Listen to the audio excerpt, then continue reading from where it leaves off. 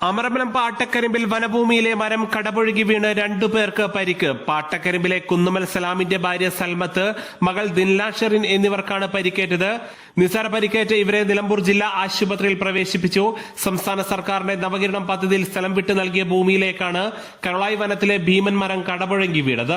വൈകിട്ട് 8:30യോടെയാണ് സംഭവം. മഴയോടൊപ്പം വീശിയ കാറ്റിൽ കടപുഴകി എത്തിയ മരം സലാമിന്റെ വീടിന് മുകളിൽ പതിക്കുകയായിരുന്നു.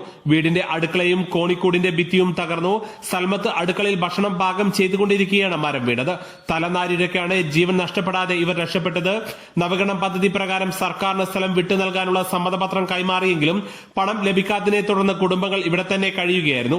ഈ ഭാഗത്ത് ഇത്തരത്തിൽ ഭീഷണിയായി 44ഓളം മരങ്ങളുണ്ട്. ഒപ്പം തന്നെ ഒട്ടനവധി കുടുംബങ്ങളാണ് ഈ രീതിയിൽ ഭീതിയോടെ ഇവിടെ കഴിയുന്നത്. ഈ മരങ്ങൾ ഉടൻ മുറിച്ചു മാറ്റി സമാധാനത്തോടെ കഴിയാനുള്ള സാഹചര്യമെങ്കിലും അധികൃതർ ഒരുക്കിത്തരണമെന്ന് നാട്ടുകാർ ആവശ്യപ്പെട്ടു. News now Pookkottumpadam.